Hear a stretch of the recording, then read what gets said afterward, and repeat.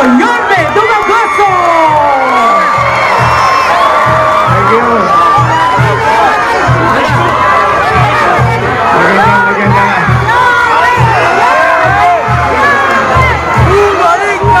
Magandang hapon sa inyo lahat. Una, maraming salamat sa Diyos at hindi tayo inulan. Payapa, maayos na nagaganap ang ating selebrasyon ng kapistahan ng ating mahal na buong Santo Niño. Kaya siguro timely of all the activities today, ngayon na siguro napapanahon, mga taga-Pandacan, samahan ninyo akong palakpakan ng ating mga organizer. Opo, marami na napagod sa kanila, napuyat, toskas, kaliwat kanan, at ngayon, inaayos nila ng maging ligtas ang ating selebrasyon ng Viva Santo Niño o kapistahan ng Santo Niño. Sa mga taga-Pandacan, mga batang Maynila, taas ang kamay!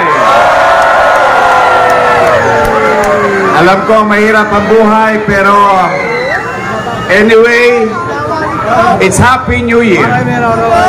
It should be. Bagong taon, bagong pag-asa. Kaya anuman ang inyong pinagdadaanan, nahirap at pagsubok, o baka naman iniwan na kayo ng jowa nyo. Oh. Pag iniwan kayo, palitan nyo agad.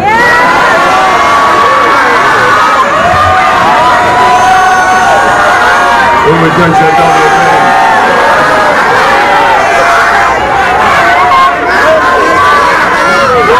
but kidding aside, whatever it is, manatili tayong manalig na may mas makapangyarihan pa sa mga politiko, kundi ang Diyos.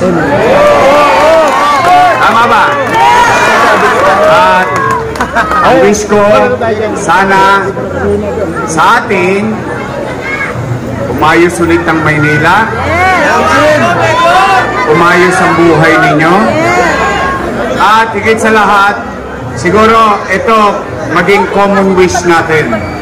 Pag tayo nagsimba na, whether sa Aglipay, dito sa Katoliko, pag tayo nagsimba na lahat, isa ang dapat natin pagsama-samahan na panalangin sa Diyos. Magkaroon ng kapayapaan sa mundo.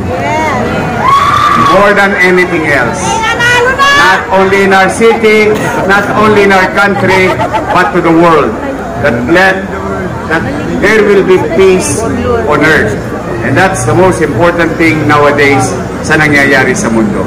Kaya naman kayo, mga taga-Pandacan, someday, kikitain namin kayo ulit.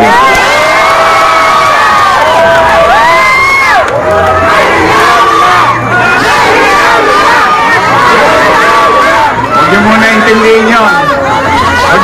Basta ngayon, tungkol muna sa fiesta, nandito si Joey, ang ating kasama at mga Yorme's Choice. Kami, nakikisa sa inyong programa. Mag-ingat kayo. Maraming salamat sa mainit ninyong pagtanggap. Pagpalain nawa kayo ng pong may kapal. Viva! Viva! Viva Santo Niño!